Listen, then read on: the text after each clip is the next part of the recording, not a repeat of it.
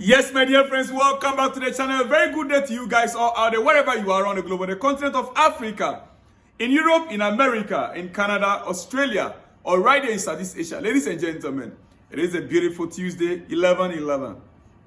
11/11. Yeah, it is 11/11. A lot is happening today, all over the world, 11/11. As a matter of fact, I myself have a birthday party to attend somewhere in one classic 5-star hotel after now. So if I don't come back with my next video, my second video of the day, please bear with me. I need a little fun. Guys, welcome once again. This is Salon's blog, and look, it's a beautiful day indeed. We are on international break, yet a lot is happening. Let's start from this way, and let me hear from you in the comment section. Like this video, share the video. If you are new, kindly subscribe to the channel. Kindly subscribe to the channel if you are new right here on this channel. Subscribe and let me know where you are watching us from. Ladies and gentlemen, Chelsea's top goal scorers by far this season. Top goal scorers. 4 players have scored 4 goals each. 4 Chelsea players have scored 4 goals each this season. There is no clear-cut top goal scorer this season. What does that mean? Is it really true that Chelsea, we don't have strikers? We don't have a 9? Oh, yes. We let go of our main striker, Jackson. We let go. Joao Pedro, false 9. Emegha, we don't make use of him. Lavia just returning from injury. So we have 4 top goal scorers this season. Enzo Fernandez, right? You can see it on the screen there. We have Enzo Fernandez, 4 goals. The newly signed player, the 18-year-old Estevao William, 4 goals. Joao Pedro, yes, Joao Pedro, our first 9, who loves to play. His favorite position is playing behind the striker. He's not a pure 9. For those of you who think he's a pure 9, he's not a pure 9. 4 goals, Joao Pedro. Then, a DM that is competing with attackers. A DM, defensive midfielder, competing with our attackers for top scorer of the season. Moise Caicedo, 4 goals this season.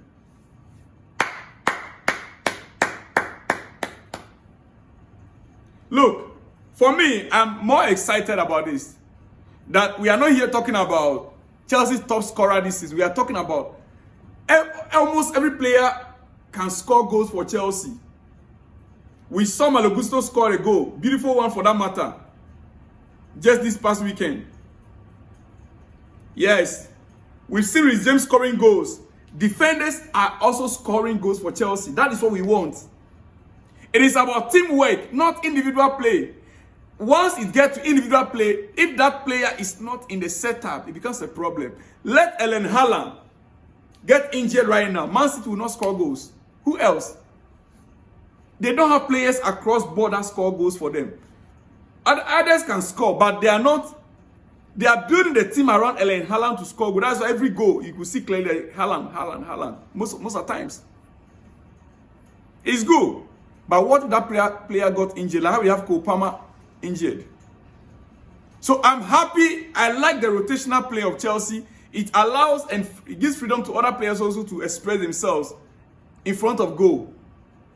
If we can keep going this way, it means that Chelsea will not miss any player's absence. If you are out of the squad, others can do the job. Like Kopama is out, Lavia is out, and others are doing the job. Remember, we are not far from first position. Yeah.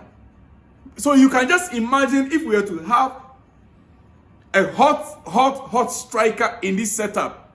Pure 9. You can imagine. And you can imagine if we were to be creating much more opportunities like we created last season. Oh, yes. You know, last season we created so much opportunities, goal scoring opportunities.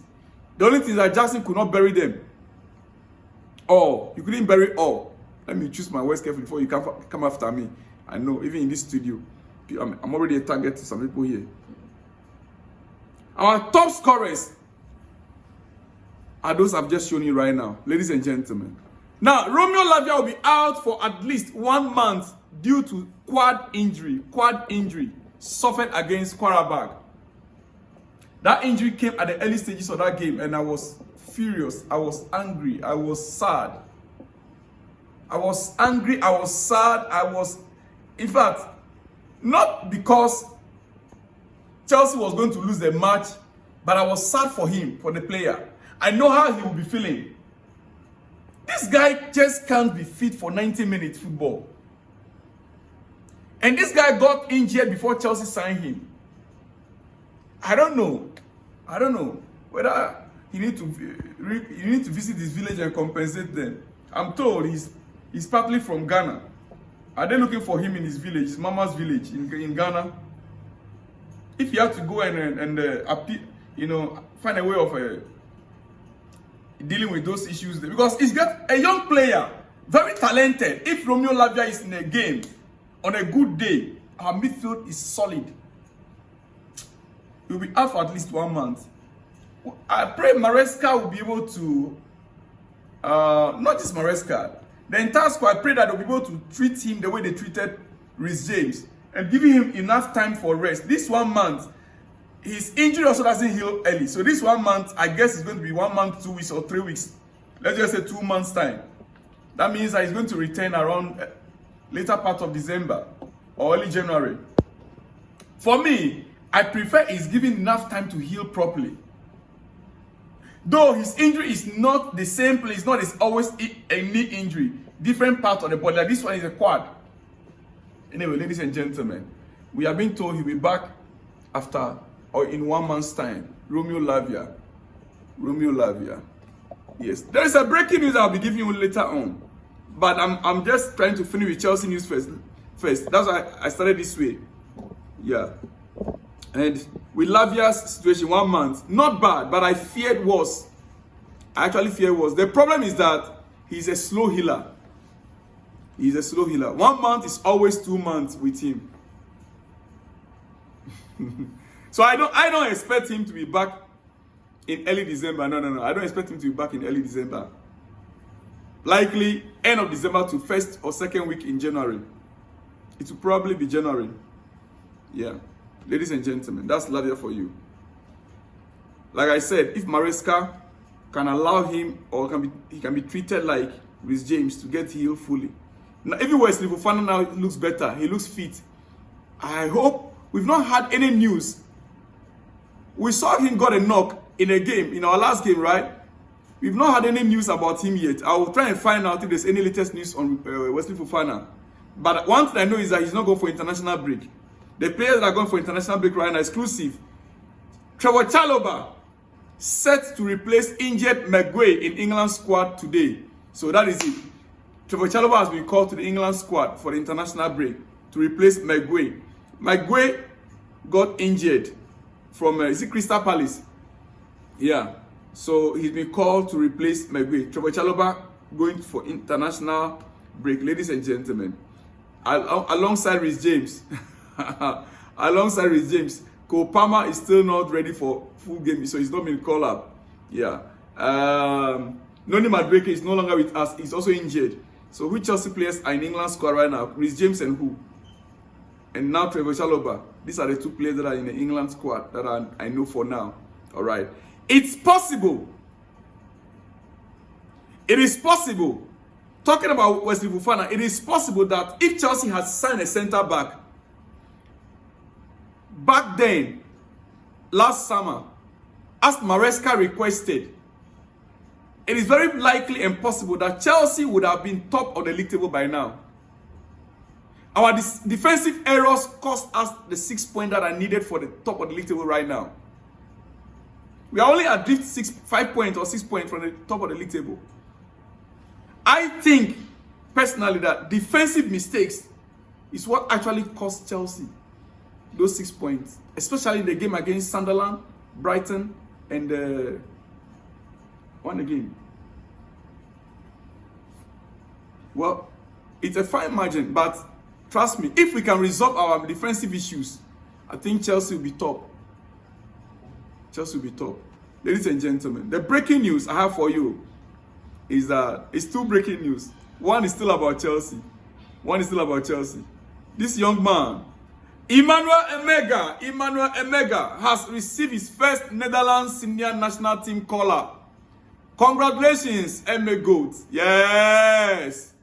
Emmanuel Emegha is a striker Chelsea is looking up to replace or to come in next summer from Strasbourg. He is our player. And he's coming in next summer from Strasbourg. The 6 feet tall young man, as you can see him right there. He's received his first Netherlands call-up. His first Netherlands call-up. This is what you get when you sign for Chelsea. This is the reward of being a Chelsea player. Your national team cannot resist you. No. Unless you are not in Chelsea. If you are in Chelsea, your national team cannot reject you. Congratulations for the young man. 1921? Congratulations. He's expected in Chelsea next summer. For those of you who are not aware, yeah, he's a leading goal scorer in Strasbourg and top 3 goal scorers in France. Emegha for Strasbourg. Last season he did wonders, and this season he's continuing from, and he's a captain of Strasbourg. Ladies and gentlemen, Strasbourg fans got angry when he signed. They were like, when he signed an official contract with Chelsea, they were like, why won't you wait for the season to end before you sign? We know you are going there, but to put pen to paper, wait for the season to end before you sign. But look, the guy can't wait. He can't wait to be in Chelsea. Ladies and gentlemen, now let me conclude with this, with Turkish football. And I'm happy to announce this to you. Turkish football is in a very bad state. Jose Mourinho said it. Jose Mourinho went to Turkey and we all support. Anywhere Jose goes, I support him. Anywhere Jose goes, I follow him. So Jose Mourinho going to Turkey. I follow him to Turkey to follow his football, Fenerbahce. Then, with all the fanfare, all the excitement, even he himself was excited to sign for Fenerbahce. Then all of a sudden, what is called a system working against the club, working against Jose Mourinho. The system in Turkey could not allow Jose to flourish. It has always been Galatasaray. The system is set up to favor Galatasaray in every game. The referees, the FA, the Turkish Football Federation, everything is designed to favor Galatasaray. Not knowing, it wasn't just designed to favor Galatasaray. They put money on it. The referees are betting on Galatasaray. The players are betting on Galatasaray. And they make sure Galatasaray wins the games so that they can also win their bets. And it's affecting other teams. Jose said, no matter what you do, the system is always against you. The referee, a clear penalty for Fenerbahce, you wave it out.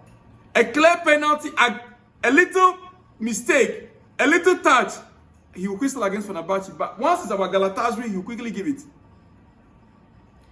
That is why Jose Mourinho finally had to leave. Now, breaking news.